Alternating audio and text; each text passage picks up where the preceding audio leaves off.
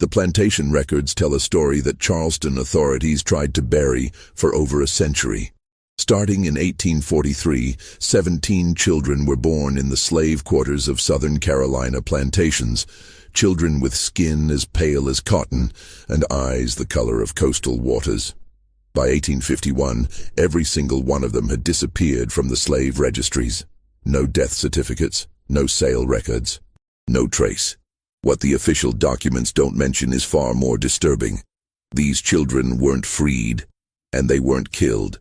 They were transformed, given new names, new histories, new families, and sold into white society for prices that would make a plantation owner's annual profit look modest. The transactions were handled by men whose names still appear on courthouse walls and street signs across South Carolina. And the process that made it possible involved a network so carefully constructed that families on both sides, black and white, kept the secret for generations, knowing that one word could destroy everything.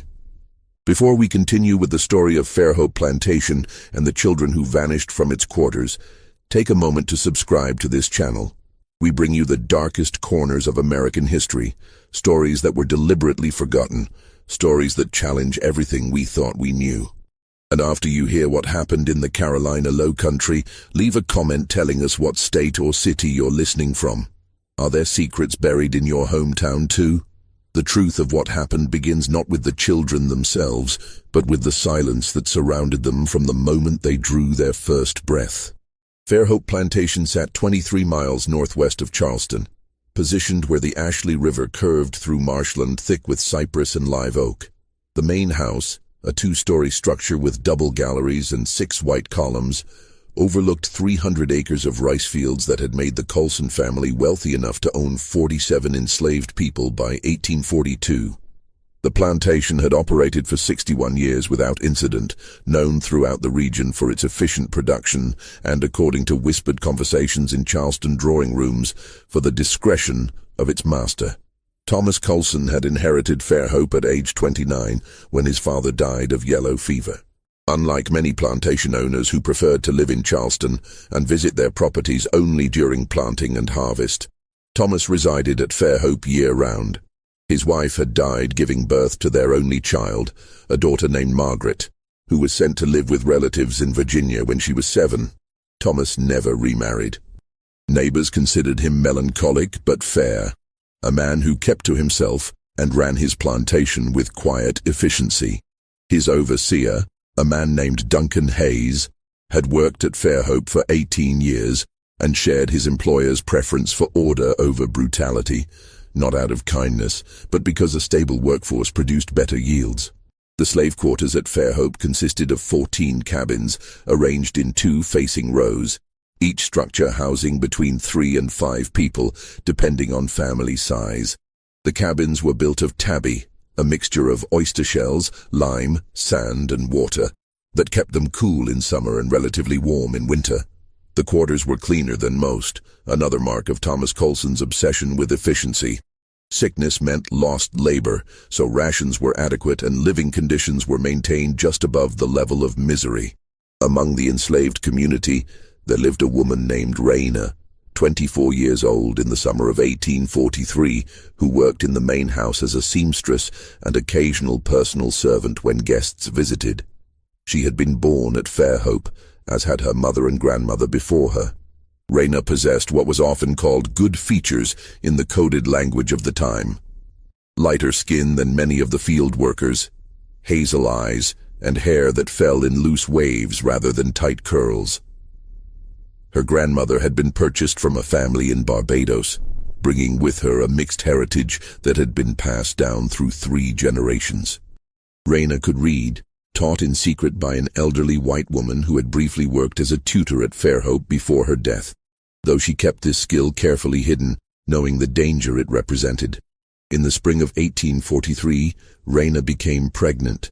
She never spoke about the father, not to her mother, not to the other women in the quarters, not even to Ruth, who had been her closest friend since childhood. When asked, she would turn away and continue whatever task occupied her hands. The other enslaved women understood what her silence meant. They had seen it before.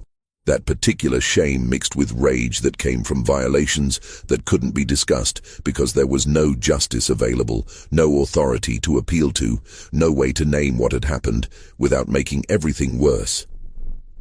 Thomas Colson made no acknowledgement of Rena's condition. She continued working in the main house until her 7th month, when Duncan Hayes reassigned her to lighter tasks in the quarters. The pregnancy proceeded normally, and in December 1843, Rena gave birth to a daughter. The midwife who attended the birth, a woman named Diana, who had delivered 43 children at Fairhope over the course of 20 years, later told her husband that she had nearly cried out when she first saw the infant. The child's skin was pale, not the light brown of a mixed-race baby, but pale enough to be mistaken for white in certain light. Her eyes, when they opened 2 days later, were distinctly blue. Rena named her daughter Lily, and for the first 3 months of the child's life, she kept her hidden as much as possible, claiming the baby was sickly and needed to stay indoors. But secrets were impossible to maintain in the close confines of the quarters, and word spread quickly about Lily's unusual appearance. The other enslaved people reacted with a mixture of fascination and fear. Some of the older women whispered that the child was marked, that she would bring trouble. Others saw in Lily's features a stark reminder of the violence and coercion that had shaped their lives for generations. Thomas Colson first saw Lily in March 1844, when Rena brought the infant to the main house because she had no one to mind the child during the day. He studied the baby for a long moment, his face revealing nothing, then told Rena to continue her work. He said nothing about Lily's appearance. He asked no questions. That night, he sent for Duncan Hayes, and the two men met in Thomas's study until well past midnight. 3 weeks later, a man arrived at Fairhope Plantation who introduced himself as Samuel Porter, a textile merchant from Columbia. He spent 2 days at the plantation, ostensibly discussing business with Thomas Colson, though no shipments of fabric arrived and no orders were placed. Samuel Porter was seen walking through the quarters one morning, accompanied by Duncan Hayes, nodding and taking notes in a small leather journal. He looked at the children, all of them, with an attention that made their mothers uneasy. Before he left, Samuel Porter spent an hour alone with Thomas Colson in the study. When he departed, he carried with him a sealed envelope and a promise that they would correspond regularly. Lily was 6 months old when she disappeared. It happened in June 1844, during a stretch of weather so hot and still that even the insects seemed to move slowly through the thick air. Rena had risen before dawn, as she always did, to feed Lily before beginning her work in the main house. She nursed the baby, changed her clothes, and laid her in the wooden cradle that had been used for 3 generations of enslaved children. Ruth had promised to check on Lily throughout the day, as she often did when Rena was working. At mid-morning, Ruth went to Rena's cabin to find it empty. The cradle was there, the blanket still warm, but Lily was gone. Ruth checked with the other women, thinking perhaps someone had taken the baby outside for air, but no one had seen her. A cold panic began to spread through the quarters, the kind of fear that came not from mystery, but from terrible understanding. Ruth ran to the main house and found Rena in the sewing room. The words spilled out. Lily was gone, the cabin was empty, no one had seen anything. Rena dropped the shirt she had been mending and ran, her heart pounding so hard she thought it would break through her chest.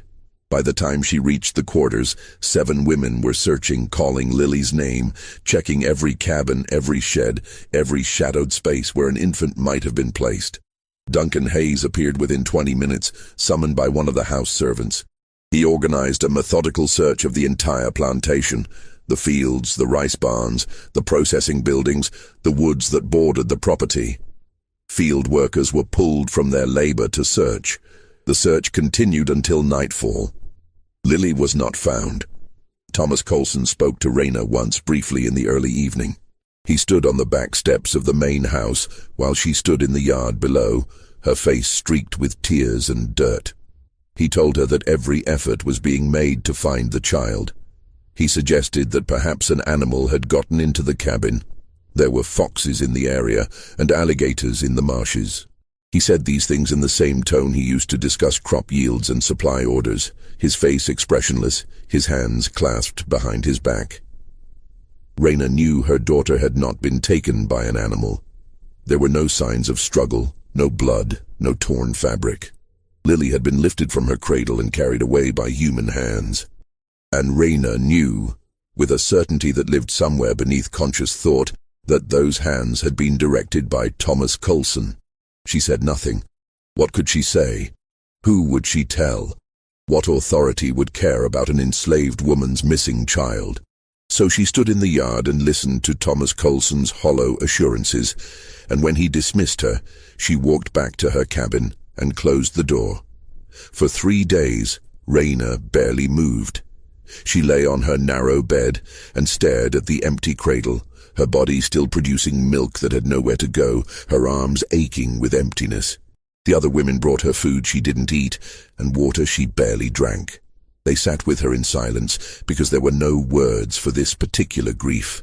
On the 4th day, Raina rose before dawn, washed herself in cold water from the barrel outside her cabin, and returned to work in the main house. Duncan Hayes, surprised to see her, asked if she was fit for labor. She told him she was. She picked up her needle and thread and began mending a torn seam in one of Thomas Coulson's shirts, her hands moving with mechanical precision. She never spoke Lily's name again. Not to Ruth, not to her mother, not even to herself in the privacy of her thoughts. It was as if the child had been erased, not just from the plantation, but from existence itself. But Lily had not been erased. She had been transformed. 200 miles away, in a well-appointed home on a tree-lined street in Columbia, a woman named Charlotte Brennan welcomed a new addition to her family. Charlotte and her husband Robert, a lawyer who specialized in property disputes, had been unable to have children, a source of quiet sorrow in their 10-year marriage. They had explored various options, including adoption, but the legal complexities and social stigma had proven difficult to navigate. Then Samuel Porter, Robert's cousin and business associate, had approached them with an unusual proposition. He knew of a child, an infant girl recently orphaned, who needed a home. The circumstances were delicate, Samuel explained, and required absolute discretion. The child's parentage was complicated, but she was healthy, beautiful, and available for a price that would cover all legal arrangements and ensure complete confidentiality. Charlotte and Robert asked few questions. The social world they inhabited was built on carefully maintained fictions, and they understood how to accept a convenient story without examining its foundations too closely. They agreed to Samuel's terms, and 3 weeks later, a carriage arrived at their home carrying a 6-month-old girl with pale skin and blue eyes. They named her Sarah, claimed she was the orphaned daughter of Robert's late brother from a marriage that had been kept private due to family complications, and registered her birth with a date and location that had been carefully falsified.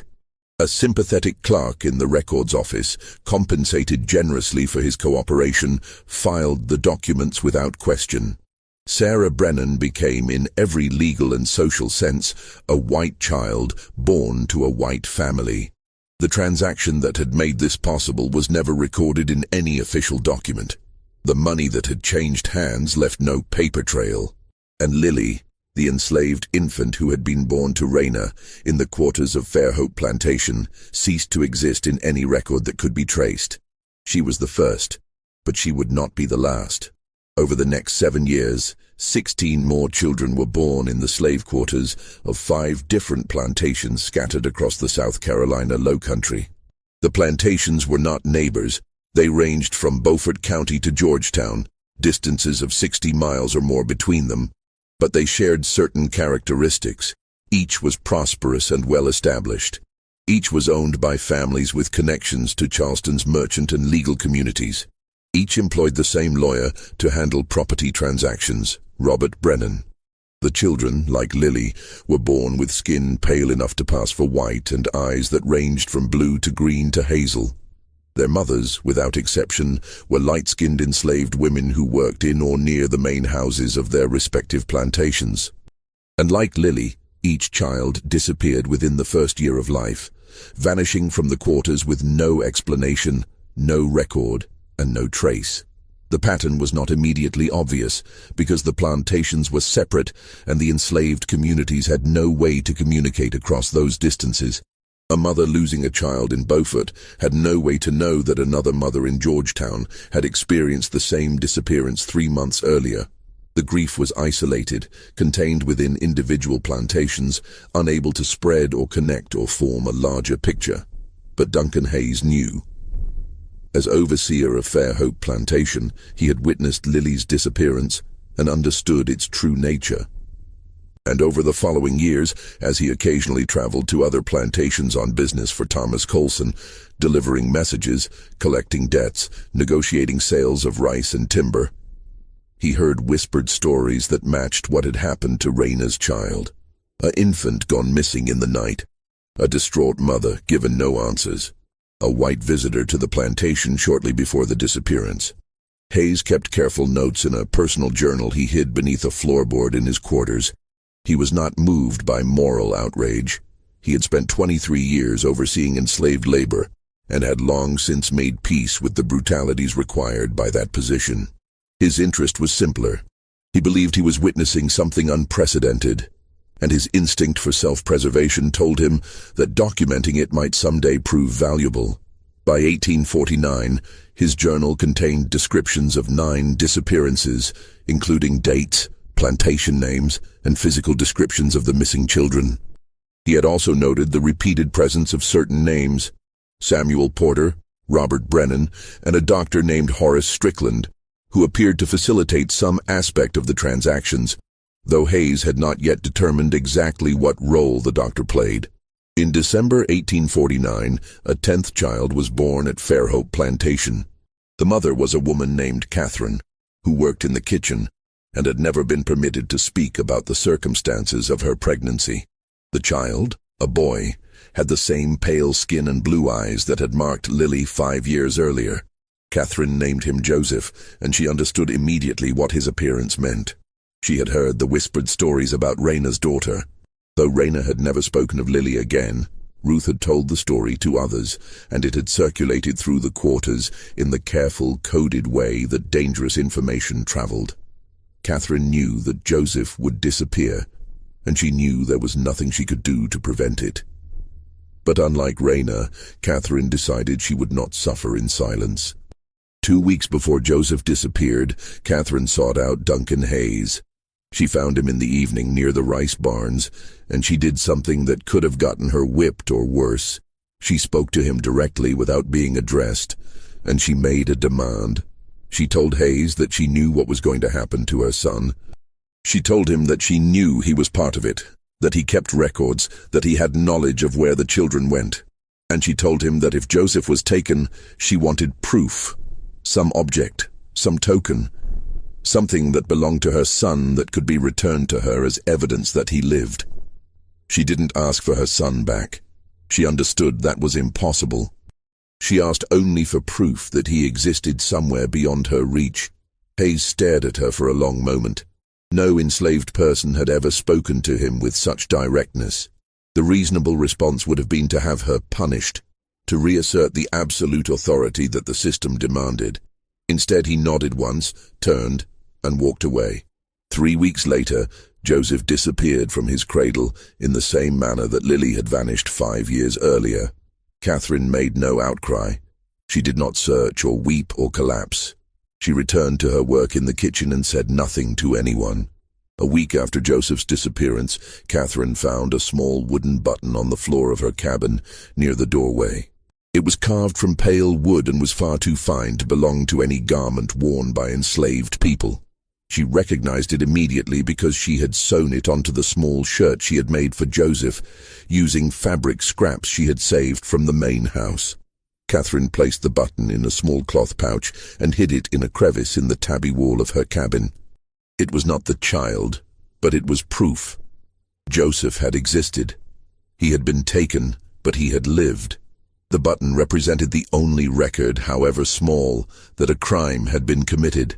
Duncan Hayes never spoke to Catherine again about what he had done, but his action represented a crack in the machinery of the system, A moment where someone with power had acknowledged, however minimally, the humanity of someone without it.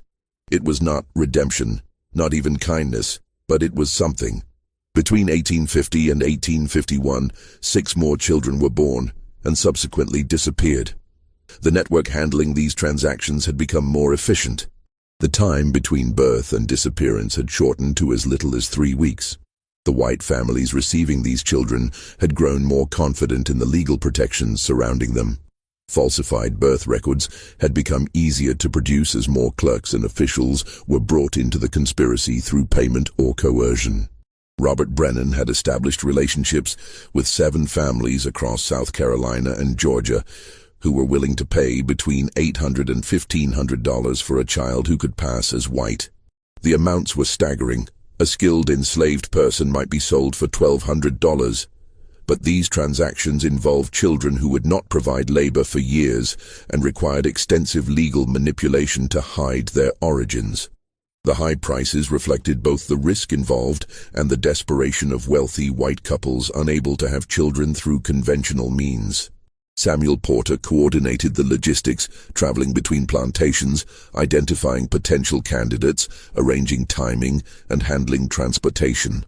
Dr. Horace Strickland provided medical documentation when needed, certifying that children were healthy, and more importantly, creating birth certificates and vaccination records that established false identities. By late 1851, 17 children had been processed through this network. They lived in homes across the South, attending schools, learning to read and write, growing up with all the privileges of whiteness that had been denied to their mothers. None of them knew where they had come from. The youngest, the 6 children born in 1850 and 1851, would grow up with no memory of anything before their adoptive families.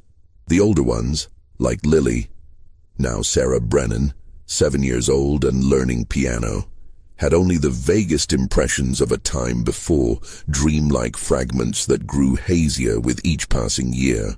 The secret was kept not just by the white families who had purchased these children, but by the enslaved mothers who had lost them. Speaking about what had happened was dangerous and pointless.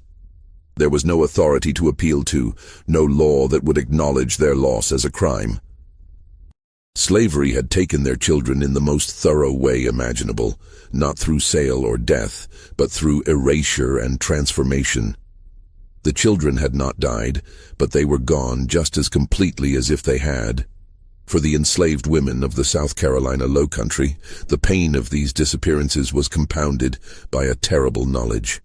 Their children were alive, growing up somewhere, but living as white, raised by people who would never tell them the truth of where they came from. It was a grief with no resolution, a loss with no grave to visit, a wound that could not heal because it could not be acknowledged. But the network that had operated with such efficiency and secrecy was about to fracture, not because of exposure from outside, but because of betrayal from within. In March 1852, Duncan Hayes became ill. The sickness started as a persistent cough and fever, symptoms that he initially dismissed as a common respiratory ailment. But within 2 weeks, the cough had worsened, bringing up blood, and his fever spiked high enough that Thomas Colson sent for a doctor from Charleston. The diagnosis was consumption, tuberculosis, and the prognosis was grim. Hayes spent the next 3 months confined to his quarters, his body deteriorating steadily. Thomas Colson hired a temporary overseer to manage the plantation, a man named Walter Griffin, who had no knowledge of the child trafficking network and was kept deliberately uninformed. By June, it was clear that Hayes would not recover. He could barely speak above a whisper, and his weight had dropped to the point that his clothes hung loosely on his frame. In late June, Hayes asked to speak privately with Thomas Colson. When Thomas arrived at the quarters, he found Hayes sitting up in bed, his breathing labored but his eyes alert. Hayes gestured toward the loose floorboard where he had hidden his journal and told Thomas to retrieve it. Thomas read the journal that night in his study, working through Hayes's cramped handwriting by lamplight. What he found confirmed his worst fears. Hayes had documented every child's disappearance in detail, including dates, names of mothers, physical descriptions of children, and most damning, references to Samuel Porter, Robert Brennan, and Dr. Strickland. Hayes had also noted approximate amounts of money involved in several transactions, based on overhead conversations. The journal was not a complete record of the network. Hayes had not witnessed all 17 transactions and had limited knowledge of the receiving families, but it contained enough specific information to be catastrophically dangerous. If it fell into the wrong hands, if an abolitionist newspaper got hold of it, if a federal investigator looking into illegal slave trading discovered it, the consequences would extend far beyond Thomas Colson. This was not just violation of moral codes that many white Southerners were willing to overlook. It was fraud, falsification of legal documents, and a conspiracy that implicated some of South Carolina's most prominent families. Thomas asked Hayes why he had kept such records. Hayes, his voice barely audible, told him that he had not decided whether to use the journal as insurance or leverage, only that he had wanted proof of something extraordinary. He had spent his life enforcing a brutal system and had thought himself beyond surprise, but the child trafficking had revealed new depths of what people would do when they had absolute power over others. He had wanted a record of that. He had wanted someone to know. Now, facing death, Hayes offered Thomas a deal. Thomas could have the journal on one condition. He would deliver a sealed letter to Catherine, the mother whose son Joseph had been taken. Hayes would not tell Thomas what the letter contained, but he promised it would not threaten the network or expose the conspiracy. It was, he said, a personal matter. Thomas agreed, though he had no intention of honoring the promise. He took the journal and burned it that night, watching as the pages curled and blackened in his study fireplace. The smoke smelled acrid, chemical from the ink, and he kept the windows closed despite the heat to ensure that no fragment of paper could escape and float where someone might find it. Duncan Hayes died 3 days later, on July 4, 1852. He was buried in a small cemetery on the plantation grounds, his grave marked with a simple stone that gave his name and dates. No service was held. Thomas Colson attended the burial but spoke no words over the grave.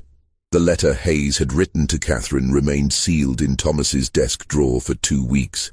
He considered burning it, as he had burned the journal, but curiosity prevented him. Finally, one evening when the house was quiet, he broke the seal and read what Hayes had written. The letter contained an address in Columbia, 134 Westfield Avenue, and a name, Sarah Brennan. Below that, Hayes had written a single line. "Your daughter lives. The button I returned to you came from her clothing." Thomas read the letter 3 times, his stomach tightening with each pass. Hayes had somehow discovered where Lily had been placed. The information could only have come from Samuel Porter or Robert Brennan, which meant that the network had been compromised, that information had leaked or been sold.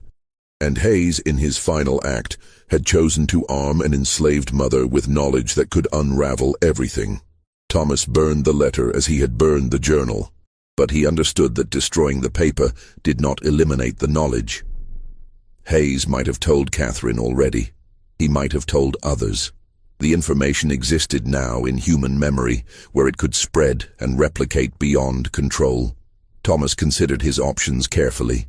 He could have Catherine sold immediately, sending her far from South Carolina, dispersing the threat before it could materialize.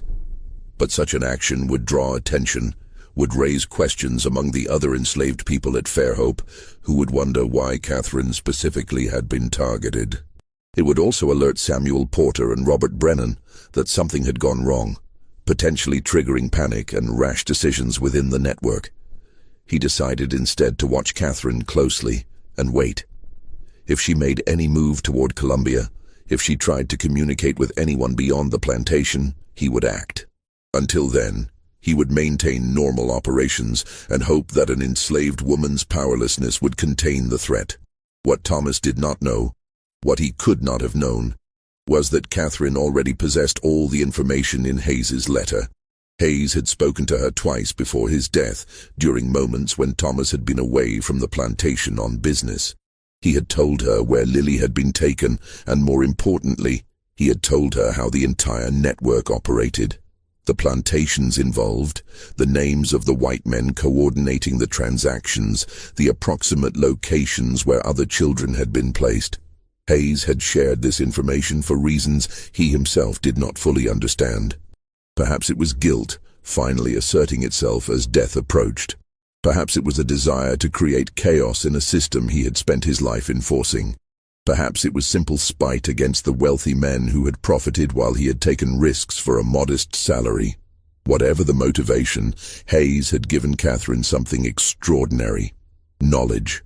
Catherine did nothing with this knowledge immediately. She understood that any direct action would result in her death or sale.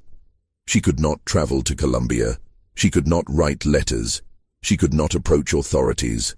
The system that had taken her son had also ensured that she had no means of fighting back. But Catherine did something that would prove far more dangerous to the network than any immediate action. She told the other mothers. One by one, carefully and in absolute secrecy, she shared what Hayes had revealed. Raina learned that her daughter Lily lived in Colombia under the name Sarah Brennan.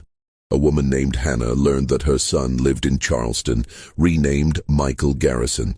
Another woman, Clara, learned that her daughter had been taken to Savannah, Georgia, and now went by Anna Whitfield. The mothers could not reclaim their children. They could not reveal the truth. But they possessed the knowledge, and they passed it to each other like precious contraband, creating a counter-archive to replace the journal that Thomas Colson had burned. Each woman memorized names and addresses. They repeated them silently, rehearsed them in their minds, ensured that the information would not be lost. This archive had no purpose beyond its own preservation. The mothers had no illusions about justice or reunion. But the knowledge itself became a form of resistance, proof that their children had existed, that crimes had been committed, that history would not be entirely controlled by those with the power to write official records. In August 1852, the network ceased operations. Samuel Porter sent word to the 5 plantation owners involved that all activities should be suspended indefinitely. Duncan Hayes's death had created uncertainty, and there were rumors, vague, unsubstantiated, that information had been leaked. The risk was too high to continue. The white families who had received children were instructed to maintain their stories and avoid any communication with the others. The conspiracy entered a phase of protective silence. Robert Brennan, perhaps feeling the weight of accumulated guilt, or perhaps simply recognizing the legal jeopardy he had placed himself in, made one final gesture. Through Samuel Porter, he sent a message to Thomas Colson and the other plantation owners. If any of the enslaved mothers involved were found attempting to communicate about the children, they should be sold immediately but not harmed. The violence that had characterized so much of the institution of slavery should not extend to these particular women, Brennan argued, because brutality would only increase the chances of exposure if anyone bore witness and chose to speak. It was not mercy, but pragmatism, and it was ignored by at least one plantation owner who decided that risk management required more permanent solutions. In October 1852, a woman named Hannah disappeared from Elmwood Plantation near Georgetown. She had been one of the mothers Catherine had told about the network, and she had made the mistake of asking too many questions about travel passes and the roads to Charleston. The overseer reported her as a runaway, and a search party spent 3 days looking for her in the surrounding forests and swamps. She was never found. The other mothers understood what Hannah's disappearance meant. Someone had been watching, someone knew that information had spread, and someone had decided to act. The fragile safety of silence was breaking down. Within the network of enslaved communities, word passed through the coded language of grief and warning. Say nothing, do nothing, forget what you know if you want to survive. Catherine, who had been the source of the information, understood that she was in immediate danger. But she had one advantage. Thomas Colson did not know with certainty what she knew or who she had told. His surveillance of her had revealed nothing incriminating because Catherine had been extraordinarily careful, sharing information only in whispered conversations during moments when no overseer or white person was within hearing. In November 1852, 3 months after the network's operations were suspended, Robert Brennan received a letter that made his blood cold. The letter had been delivered to his Columbia law office by a courier who provided no information about its origin. It was written in careful, educated handwriting on plain paper with no distinguishing marks. The letter read, "I know what you have done. I know the names of 17 children and the families that purchased them. I know the plantations where they were born and the names of their mothers. I will not expose this information at this time, but you should understand that it exists in multiple hands and will be released if any harm comes to certain people. You will receive further communication within 1 year. Expect nothing until then." The letter was unsigned and contained no specific demands, which made it more frightening than a straightforward blackmail attempt. Robert showed the letter to Samuel Porter, and together they tried to determine its source. Had Duncan Hayes shared his journal's contents with someone before his death? Had one of the enslaved mothers somehow learned to write and gained access to paper and postal delivery, an almost impossible scenario?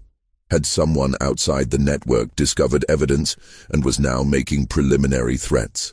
They had no answers, only escalating fear. Dr. Horace Strickland, when informed of the letter, insisted they should go to authorities and claim they were being targeted by abolitionist agitators attempting to frame them. But Robert recognized the fatal flaw in this approach.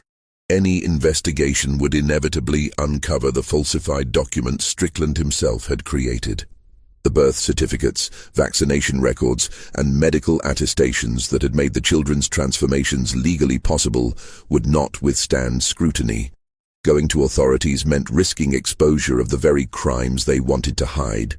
Just when we thought we'd seen it all, the conspiracy that had operated in such careful secrecy was now threatened from multiple angles. If this story is giving you chills, share this video with a friend who loves dark mysteries, hit that like button to support our content, and don't forget to subscribe to never miss stories like this. Let's discover together what happens next. In January 1853, a second letter arrived, this time delivered to Samuel Porter's home in Charleston. The handwriting was different from the first letter, rougher, less educated, but the content was equally disturbing. 5 mothers know where their children are. If any of these women disappear or come to harm, the names will be published in every abolitionist newspaper from Boston to Philadelphia. You cannot kill information once it has been distributed. Cease all further actions against these women. This letter changed the dynamic completely. The author was not asking for money or making demands. They were establishing a mutual assured destruction scenario. Any action against the mothers would trigger the network's exposure, which would destroy the white families involved and potentially lead to criminal prosecution. Samuel Porter realized something that Robert Brennan had not yet grasped. The blackmailer might themselves be enslaved, or might be working with enslaved people who had access to information but limited ability to act on it directly. The letters were protective rather than exploitative, suggesting that the author's primary goal was not personal gain, but preventing violence against specific individuals. But protection through threat was a fragile arrangement, and both sides understood that it could collapse at any moment. In February 1853, Thomas Colson made a decision that would prove catastrophic. Despite the warnings in the letters, despite Robert Brennan's advice to take no action against the mothers, Thomas decided that Catherine represented too great a risk. She knew too much, and as long as she remained at Fairhope Plantation, she could potentially communicate with abolitionists or federal investigators. Thomas arranged for Catherine to be sold to a trader who specialized in what was euphemistically called the Southwestern market. The cotton plantations of Mississippi and Louisiana, where conditions were notoriously harsh and life expectancy was short. He told the trader that Catherine was troublesome and needed to be sent far away where she could have no contact with her previous community. The sale was finalized on February 18, 1853. Catherine was removed from Fairhope Plantation before dawn, given no opportunity to say goodbye to anyone, and taken to Charleston, where she was held with other enslaved people awaiting transport. She spent 6 days in a slave pen, a brick structure near the docks where people were kept in crowded cells until ships or overland coffles could take them to their destinations. On the 7th day, Catherine disappeared from the slave pen. The trader reported her as a runaway, but no serious effort was made to find her. Enslaved people who escaped from Charleston usually either hid in the city's small, free black community or attempted to reach the north through the underground network of people willing to help. Few succeeded. Most were caught within days and returned. Catherine was never found. Whether she successfully escaped, died in the attempt, or met some other fate remains unknown. What happened next suggests that someone had been watching, and that Catherine's forced sale and disappearance triggered the consequence that the letters had warned about. In March 1853, a package arrived at the office of the Pennsylvania Freeman, an abolitionist newspaper published in Philadelphia. The package contained a detailed written account of the child trafficking network, including names of the 5 plantation owners involved, the role played by Samuel Porter, Robert Brennan, and Dr. Horace Strickland, and partial information about several of the children who had been trafficked. The account was not complete. It did not include all 17 children or all receiving families, but it contained enough specific, verifiable details to be credible.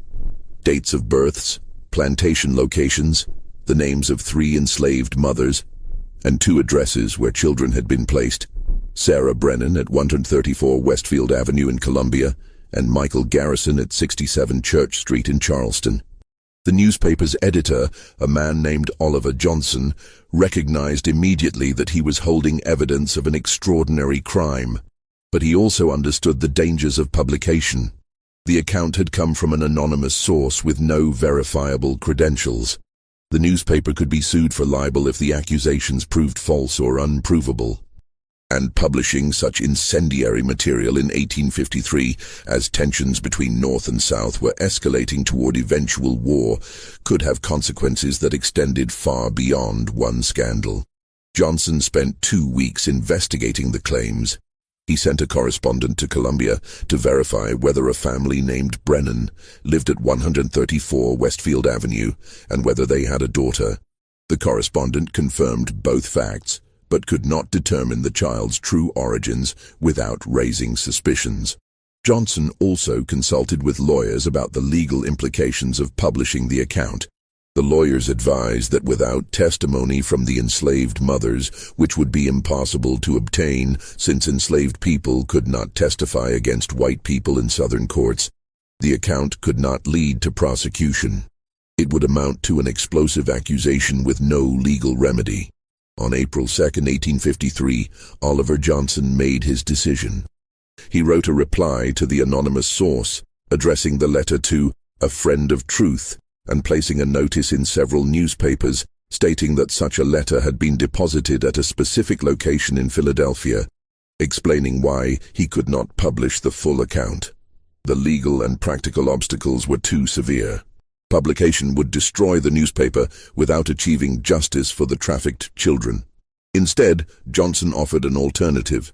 He would publish a carefully worded editorial discussing the theoretical possibility of such crimes, raising public awareness about gaps in the legal system that could allow enslaved children to be trafficked and their identities erased. He would not name specific people or locations, but he would describe the mechanics of how such a network could operate. The editorial was published on April 15, 1853, under the headline, "The Invisible Crime: How Children of Enslaved Mothers Could Be Sold into White Society." It was carefully written to avoid libel, presenting the scenario as a hypothetical possibility rather than a factual report. The editorial generated some discussion in abolitionist circles, but was largely ignored by mainstream newspapers and had no practical impact on the families involved.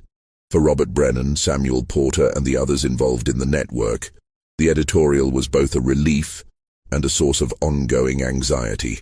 They had escaped direct exposure, but the knowledge that detailed information about their actions existed somewhere beyond their control meant they could never feel entirely safe.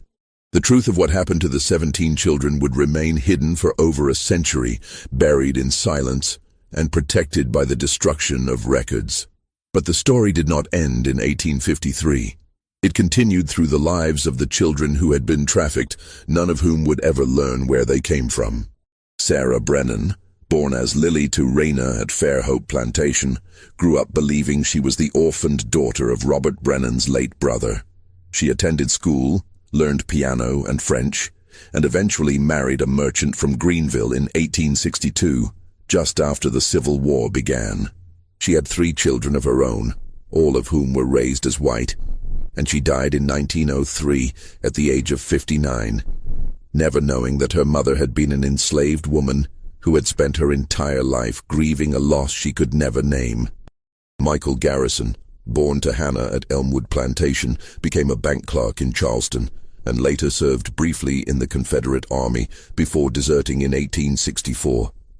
He married twice, fathered 4 children, and died of pneumonia in 1891. His obituary in the Charleston newspaper described him as a respected member of the community and made no mention of anything unusual about his origins. Of the 17 children, 15 grew to adulthood. 2 died in childhood of illnesses unrelated to their trafficking. All 15 who survived married and had families of their own. None ever discovered their true origins. The mothers who had known where their children were placed carried that knowledge until their deaths. Raina died at Fairhope Plantation in 1867, 2 years after emancipation, having never attempted to travel to Columbia to see the daughter who would not have recognized her. She was buried in an unmarked grave near the former slave quarters, her name recorded in no official document. Ruth, who had been Raina's friend, lived until 1889. In the years after emancipation, she learned to write and eventually recorded some of what she knew in a small notebook that was discovered by her great-granddaughter in 1956. The notebook contained fragmentary accounts of several enslaved women's experiences, including a passage about children taken and made white. The great-granddaughter, not understanding the significance of what she had found, donated the notebook to a local historical society where it was archived and largely forgotten. In 1978, a graduate student researching post-Civil War African-American communities in South Carolina came across Ruth's notebook in the Historical Society's collection. The student, a woman named Dr. Elaine Morrison, recognized the significance of the passages about the children and began a research project that would consume the next 12 years of her life. Dr. Morrison tracked down property records, birth certificates, and family genealogies across South Carolina and Georgia. She cross-referenced dates and locations, trying to confirm whether Ruth's account was accurate or apocryphal. What she discovered was both more and less than she had hoped for. She found evidence that at least 7 children with unusually light skin had been born to enslaved women on various low-country plantations between 1843 and 1851. She found gaps in plantation records where children who should have been listed were mysteriously absent. She found several falsified birth certificates that matched the timeline Ruth had described. And she found descendants, white families who had no idea that their ancestry included an enslaved woman who had given birth over a century earlier. Dr. Morrison published her findings in 1990 in an academic journal, carefully presenting the evidence and avoiding definitive claims about the identities of specific families. The article generated some discussion among historians, but received little attention from the general public. The families who might have been affected never came forward, either unaware of the research or unwilling to acknowledge its implications. The 17 children had been absorbed so completely into white society that tracing them became nearly impossible. Their descendants, numbering in the hundreds by the 1990s, lived throughout the United States, almost all of them unaware that their family trees contained a hidden branch that led back to the slave quarters of South Carolina plantations. One descendant, a woman named Patricia Hillman, did eventually learn the truth. In 2003, while researching her family history, she discovered irregularities in her great-great-grandmother's birth certificate, Sarah Brennan, born 1843. The certificate had been amended twice, and the original date had been altered. Patricia, who worked as a paralegal and understood document fraud when she saw it, began her own investigation. What she uncovered over the course of 3 years led her back to Dr. Morrison's research and eventually to Ruth's notebook. Patricia realized with a shock that her great-great-grandmother had been born into slavery as Lily, daughter of Raina, before being sold into white society at 6 months old. Patricia struggled with this knowledge. It challenged everything she understood about her family identity. It raised uncomfortable questions about complicity, about who had known what and when, about whether her ancestors had been victims or participants in a crime. She considered going public with her findings, but ultimately decided against it, fearing the social and professional consequences. She did, however, do one thing. She visited the site of Fairhope Plantation, which had been abandoned in the early 1900s and was now overgrown with kudzu and pine trees. She walked through what had been the quarters, finding only scattered tabby stones and broken fragments of pottery. And she stood where her great-great-great-grandmother Raina had once lived, trying to imagine what it had been like to lose a child in such a complete and irrevocable way. Patricia left a small bouquet of wildflowers at the site and drove back to Colombia. She never returned. The story of the 17 children represents a crime that was never prosecuted, a trauma that was never acknowledged, and a truth that remains largely unknown. The children who were trafficked lived their lives without knowing what had been done to them. The mothers who lost them died without justice or reunion. The white men who orchestrated the network were never held accountable. But the story did not disappear entirely. It survived in fragments, in Ruth's notebook, in gaps in plantation records, in falsified birth certificates that raised questions when examined carefully, and in the memories passed down through African-American families who told stories of children who vanished and were never seen again. The legal and social structures that made such trafficking possible were specific to the institution of American slavery, but they reflected broader patterns of power, exploitation, and the erasure of inconvenient truths that have continued in different forms throughout history. The children were valuable because they could pass as white, because their appearance allowed them to cross a racial boundary that determined everything about a person's life in 19th century America.